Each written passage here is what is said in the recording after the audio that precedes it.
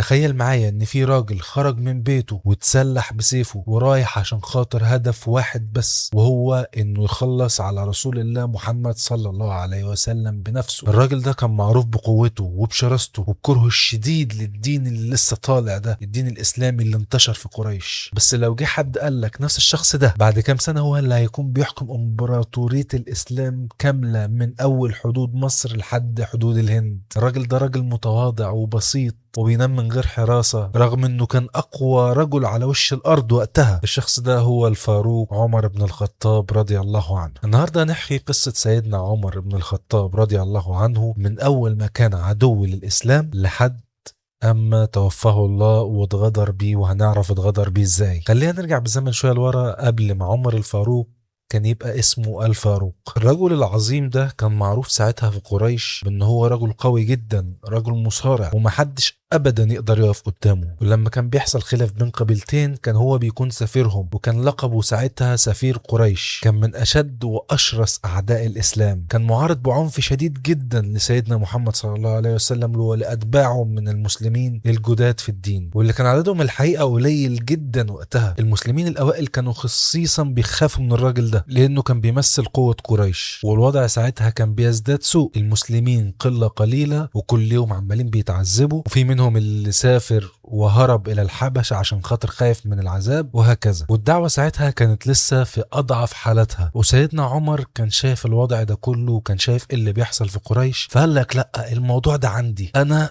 هخلص الموضوع ده من جذوره. هيعمل ايه بقى؟ فقرر ان هو يتسلح بسيفه وياخده ويروح يخلص على سيدنا محمد صلى الله عليه وسلم عشان خاطر يريح قريش من الموضوع ده نهائي. وبالفعل خرج من بيته بكل غل وغضب ورايح في طريقه لسيدنا محمد عشان خاطر يقتله. لكن حصل حاجة وقتها غيرت مجرى التاريخ للأبد. وهو في طريقه لسيدنا محمد قابل راجل من قومه وقال له انت رايح فين؟ على فين يا عمر؟ راح قال له رايح اقتل محمد. لكن الراجل وقفه ورد عليه وقال له طب هتبص لاهل بيتك الاول، اختك فاطمه وجوزها سعيد بن زيد اسلموا ودخلوا الاسلام. سيدنا عمر ساعتها اتغير لونه واتنرفز جدا وخد بعضه واتجه على طول لبيت فاطمه اخته. وصل ساعتها لقاهم قاعدين بيستمعوا لراجل اسمه خبابة بن الارض بيقرأ عليهم آيات من سورة طه. كان بيسمع الآيات من ورا الباب ودخل عليهم مرة واحدة وهو في أشد العصبية وأشد الهيجان وقال لهم بتهمهموا بتقولوا إيه اللي انتوا بتقولوه ده؟ إيه الهمهمة اللي أنا سامعها دي؟ وحصلت مشادة وضرب بين زوج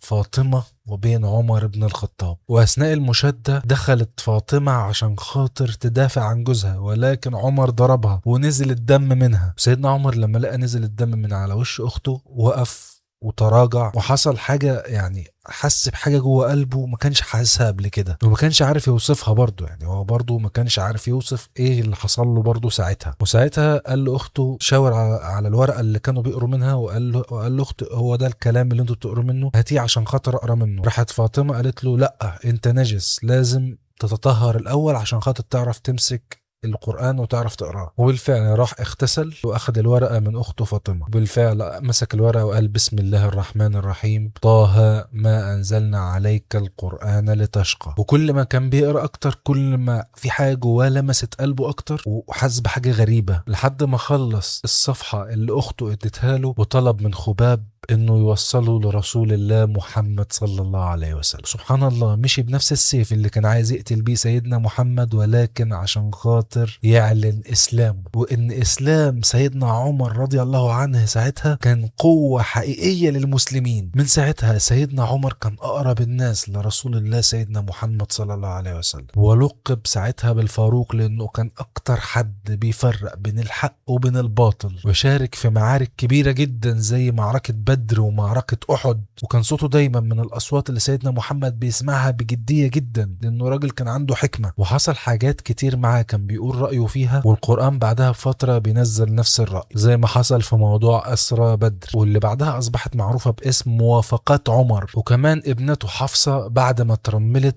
وتزوجها سيدنا محمد بقت من أمهات المؤمنين، وسيدنا عمر كمان بقى أقرب أكتر لسيدنا محمد صلى الله عليه وسلم، وبقى أقرب أكتر لبيت النبوة. ووصل سيدنا عمر في قرب العلاقة من النبي محمد صلى الله عليه وسلم لأنه بقى ظله الثاني بعد أبو بكر رضي الله عنه. ولكن جه اليوم اللي ما كانش حد من الصحابة كان عامل حسابه نهائي. في سنة 11 هجريا سيدنا محمد صلى الله عليه وسلم اختار الرفيق الأعلى وتوفاه الله، والصدمة كانت أكبر من إن أي حد يستحملها، درجة إن سيدنا عمر وقف وسط الناس يعنفهم ومش راضي يصدق إن ده حصل وإن سيدنا محمد صلى الله عليه وسلم توفى إزاي، لحد ما سيدنا أبو بكر الصديق طلع وقرأ عليهم الآية المشهورة اللي بتقول بسم الله الرحمن الرحيم وما محمد إلا رسول قد خلت من قبله الرسل أفإن مات أو قتل انقلبتم على أعقابكم. وكان في نفس اللحظة دي كان في خطر تاني بيهدد المسلمين، وهو مين اللي هيحكم بعد الرسول محمد صلى الله عليه وسلم، عشان خاطر هنا ممكن تحصل فتنة كبيرة لأن الرسول توفى، فمين اللي هيحكم بعده. وقتها الأنصار اجتمعوا تحت سقيفة بني ساعدة عشان خاطر يتناقشوا، وكان هنا هيحصل خلاف بين المهاجرين والأنصار، ولكن سيدنا عمر تحرك بسرعة في اللحظة دي وبايع ودعم سيدنا أبو بكر الصديق عشان خاطر ياخد الخلافة بعد محمد صلى الله عليه وسلم، وعشان خاطر يقفل أي باب انقسام أو فتنة بين المسلمين. وبعد سنتين من حكم سيدنا أبو بكر الصديق وتوفاه الله، قبل ما يموت بالظبط اختار من سيخلفه، يعني هو اختار مين اللي هيبقى خليفة بعده عشان خاطر ما يحصلش فتنة بين المسلمين، واختار الخليفة بعده سيدنا عمر ابن الخطاب. وسيدنا عمر رغم قوته الكبيرة أول ما وصلوا الخبر حس بتقل المسؤولية الكبير اللي اتحط على كتافه واتحط على عاتقه، لأنه مش هيحكم قبيلة ولا هيقود معركة، ده هيحكم أمة كبيرة، أمة المسلمين. ومن هنا بقى ابتدت رحلة التحول من مجرد قبيلة في شبه الجزيرة العربية لأمة وإمبراطورية تمتد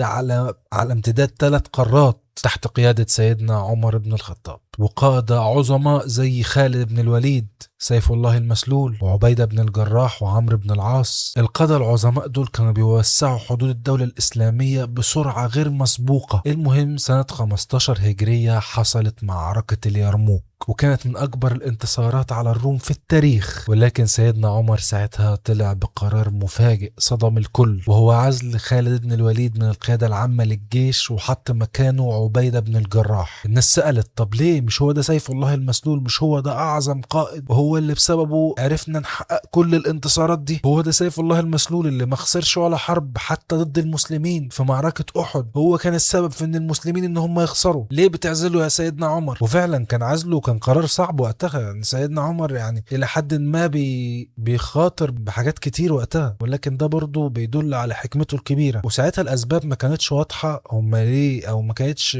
ذكر في المصادر إن في أسباب كتير، منها إن سيدنا عمر كان خايف الناس يفتتنوا بخالد بن الوليد ويفتكروا إن الانتصار جاي من خالد بن الوليد مش من الله عز وجل، فعشان كده سيدنا عمر كان خايف على المسلمين من الفتنة ساعتها. وده برضو دليل على إنه ما بيخافش من حد حتى لو كان خالد بن الوليد. وبعدها بسنة أو 2 جت أغرب لحظة من اللحظات اللي حصلت في التاريخ في فتح القدس. إيه اللي حصل في فتح بيت المقدس؟ واللي حصل إن البطريق صفرانيوس وقته اسمه كان كده رفض إنه يسلم بيت المقدس إلا لخليفة المسلمين عمر بن الخطاب. ووقتها سيدنا عمر سافر من المدينة إلى القدس، بيقول لك من تواضعه كان ما بيلبسش لبس ملوك، كان بيلبس لبس عادي زي بقية الناس، وكان لبسه كمان متبهدل من السفر لأنه سافر مسافة كبيرة جدا، وسافر هو وخادمه على ناقة واحدة كانوا بيتبادلوا عليها، كل شوية حد يطلع على الناقة والتاني بيتمشى بالناقة وهكذا، يعني بيتبادلوا الأدوار. وصل سيدنا عمر بقى للبطريق وشافه، والبطريق ده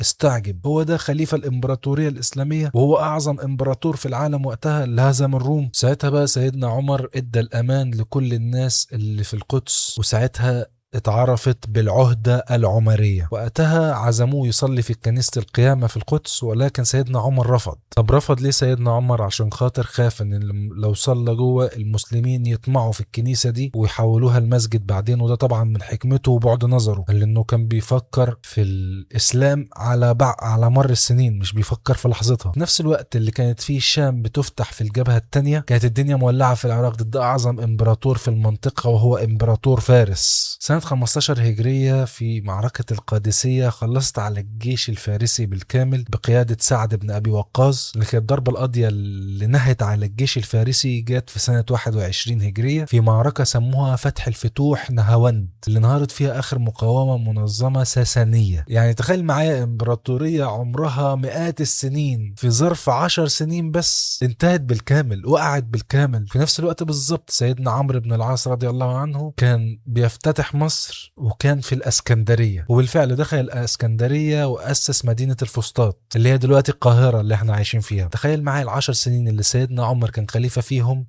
اسقط امبراطوريه فارس وضم مصر والشام للإمبراطورية الإسلامية، ومفيش خليفة في التاريخ الإسلامي كله وسع الدولة الإسلامية بالسرعة دي. سيدنا عمر برضو أظهر جانب آخر من عبقريته، لأن هو اللي وضع التقويم الهجري سنة كام؟ سنة 16 هجرية، واللي احنا بنتعامل بيه لحد النهاردة. مش كل الناس بتتعامل بيه، بس في ناس كتير بتتعامل بيه وتطلع على التقويم الهجري عادي جدا يعني. وبرضو سيدنا عمر أسس نظام الديوان، والنظام ده هو كان فيه التسجيل بشكل رسمي وورقي للعطايا والرواتب بتاعت الناس حسب سابقتهم للإسلام، يعني اللي سبق للإسلام غير اللي لسه أسلم جديد. وأسس مدن كاملة من الصفر عشان خاطر يبقوا مراكز إدارية زي الكوفة والبصرة في العراق، وكان صارم جدا جدا جدا مع الولاء اللي بيوليهم على المدن دي، وكان دايما بيراجع ثرواتهم وبيسمع شكاوي الناس عليهم بنفسه، وكان بيعزل أي حد كان بيحس إنه بيستغل سلطته عليهم. غريب بقى إن الراجل العظيم ده رغم قوته ورغم يعني عظمة قدره، يعني إنه شخص بسيط جدا، كان من بساطته زيه زي أي حد في رعيته، بياكل أكل بسيط،